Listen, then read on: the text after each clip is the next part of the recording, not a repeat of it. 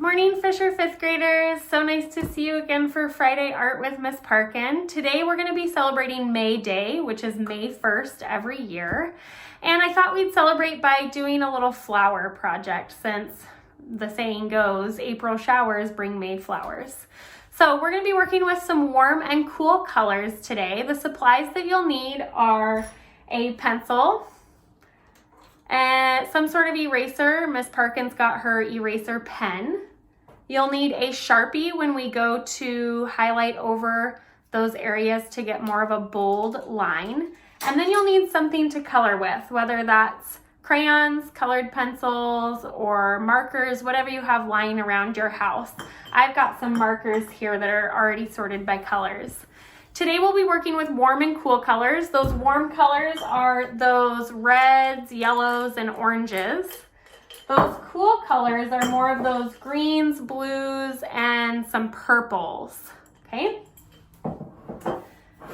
Today we'll be working on contrasting those two colors, so you'll think about what color you want your flower to be and then what the outside to be. The flower itself, we're going to either pick warm colors to stick with for the inside, and the outer area of our flower, we're going to stick with either the opposite. So if you chose warm for flower, you'll do cool on the outside. If you choose cool for flower, you'll do warm on the outside. This will make a little bit more sense once we get started. So let's get to it. Now that I have all my supplies with me, the first step that I want to do is to draw my flower. So I'm going to start by drawing a circle, probably in the upper area of my piece of paper here. I'm not going to worry too much about how perfect my circle looks for now, because in the end I'm going to go back over it in Sharpie and erase all of the pencil underneath. Once I've started with my circle, I'm going to make some petals, and the way I do that is I just start on one edge of my circle.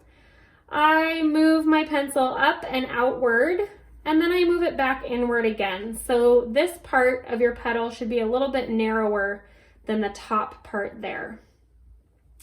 I like to turn my paper as I'm doing this, and I'm going to keep making this shape over and over again, roughly the same size as my other one if I can. I don't want each of them to be sticking out too much farther than the rest. I want them all to kind of be roughly the same shape. You'll know that it's not going to be perfect, and that's okay. But I'm going to try my best to keep making this shape over and over again without getting too much bigger or too much wider. I think that's a pretty good start, so I'm going to leave it at that. Now that I've got my petals done, I'm going to come down here and I'm going to make a stem. The stem's going to have two sides to it, but I am going to stop about right here because I'm going to want to make some leaves on my flower toward the bottom. So I'm going to come out like this and curve my line up, go straight down, and then curve back in a little bit. From there, I'm going to take my line and keep going down towards the bottom, just as if my stem were going to keep going too. I'm going to make a flower on the other side. So I'm going to keep my line going down. Sometimes we're erasing if we're making small mistakes. I'm going to bring it up again, and this time I'm going to make this one a little bit bigger. And from here, I'm going to drop my line straight down as if my stem were continuing. Now I've got a pretty good body to my flower, and I've got a couple of leaves on my flower too. I think I'm pretty happy with what I have here, so I'm going to get my Sharpie out next, and I'm going to start tracing the the pencil lines that I have made so far. I may not follow the lines exactly, but I'm going to try and do my best to follow roughly what I drew in pencil. Notice that it doesn't have to be perfect, but I'm just trying to get a rough idea of where I last put each of those petals down.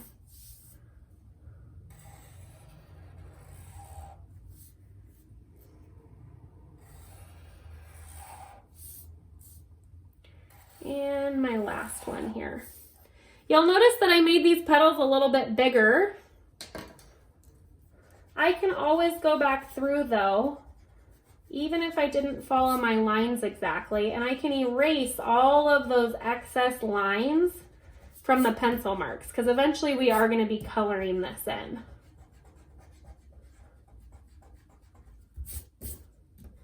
So I'm just gonna go ahead and erase all those pencil marks.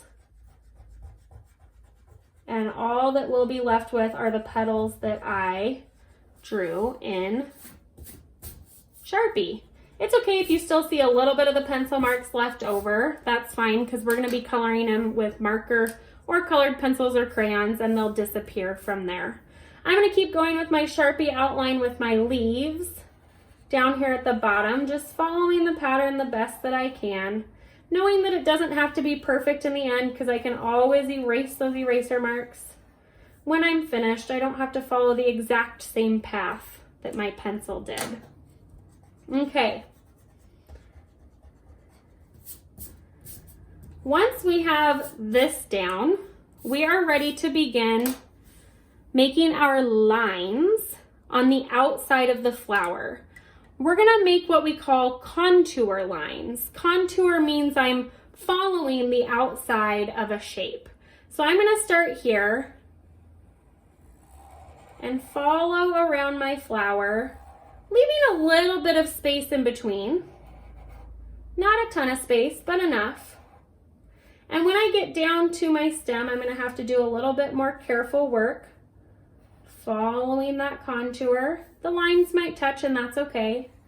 Come down and around my leaf, just like that. I'm gonna keep going around the other side with my petals on the other side, connecting my lines around the flower that I've already made.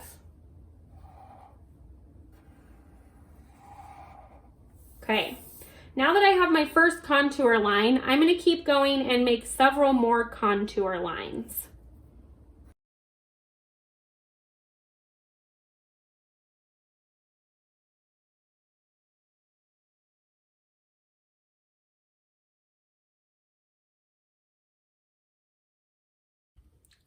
Now that I've finished the contour lines on the outside of my flower, starting from the innermost part and working outward toward the page, you should notice that the lines follow the similar shape of the petals as well as the leaf and the stem.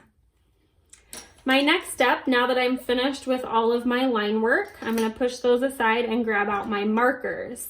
Now, like what I said before with warm and cool colors, we're going to want to do the inside of the flower, the petals, and the stem with leaves, all in a cool colored pattern. So you can figure out which colors you want to use. I think I'm gonna go with some dark blue down here. And when I'm coloring, I'm gonna want to fill in all of the white spaces that I see. Look for some of those spots that might need a little bit more color in them.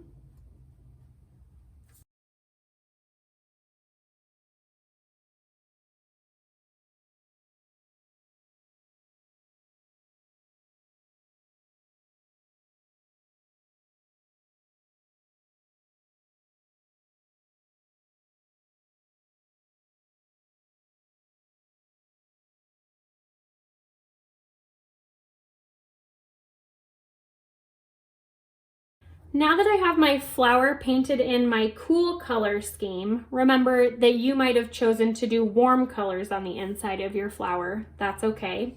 Now I'm going to begin making a pattern out of warm colors on the outside. So if you chose warm colors on the inside, you'll want to choose some cool colors for the outer side here. What I'm going to do is I'm going to make an ABC pattern. That means I'm going to repeat 3 colors 1 time each in a row. And I think the way I'm going to do that is I'm going to start with an orange color. So this is going to be my color A.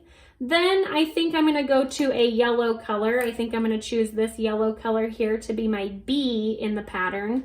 And then I'm going to choose kind of a reddish salmon-y color for my C. So what I'm going to do with my A, B, and C is I'm going to take turns coloring in each of these contour lines that I follow around my flower. So the first, in between your first 2 lines that you made, or the edge of your flower and the first line that you made, you'll begin putting your first color down.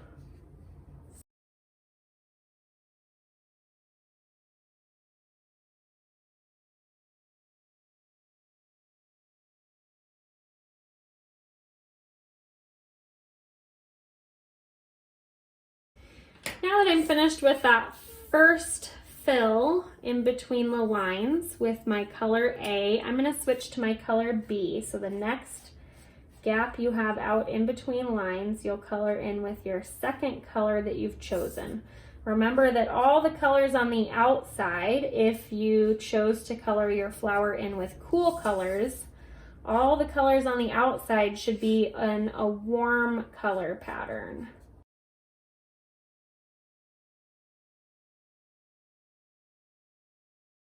Now you might find places like here I may have made an oops a little bit, but that's okay. I've really stuck with trying to create that second color on that space there, and this space is looking a little bit big, so I'm just going to color it all in yellow. Still following that pattern with my second color in the second space I've created with my lines.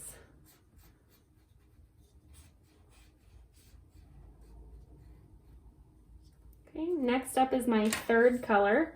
You might want to be careful. I'm left-handed, so my smudging is starting to smudge right onto my artwork, but that's okay.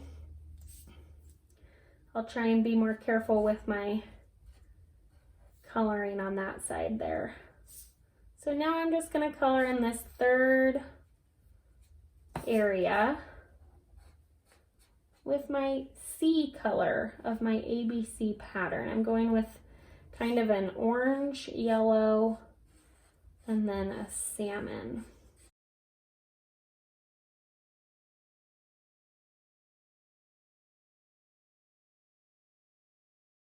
And finished with my ABC pattern, or 1, 2, 3. Looks like I forgot a little section right here that I'm going to go back and do. Now I can keep repeating this pattern with each new set of lines I come to.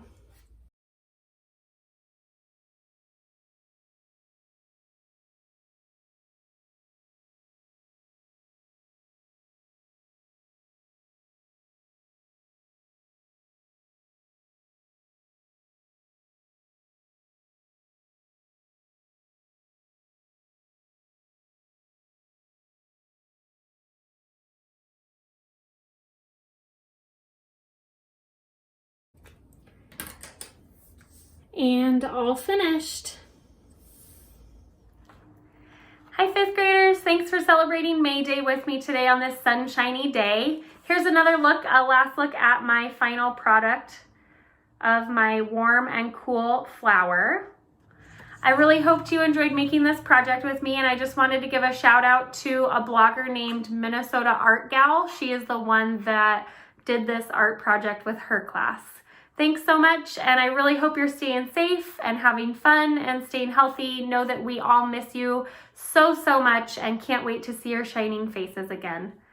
Bye for now.